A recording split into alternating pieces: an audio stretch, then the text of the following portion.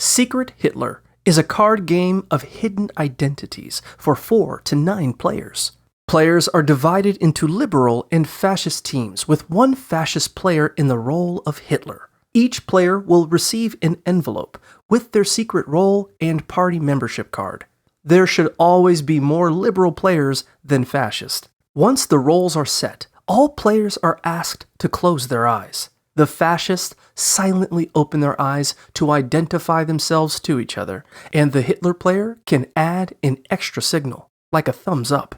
In each round, players elect a president and a chancellor, who can then enact policies or executive orders. The president is also able to discover the party membership of other players and even order executions. The liberal team wins if they enact 5 liberal policies or execute Hitler, while the fascist team wins if they enact 6 fascist policies or succeed in electing Hitler chancellor after enacting 3 fascist policies.